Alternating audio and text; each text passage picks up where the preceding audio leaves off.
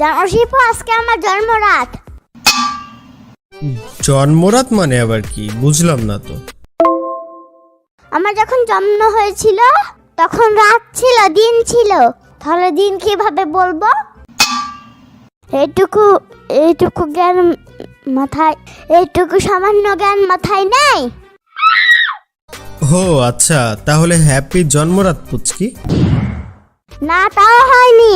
Happy জন্মরাত আজ 8টায় হবে।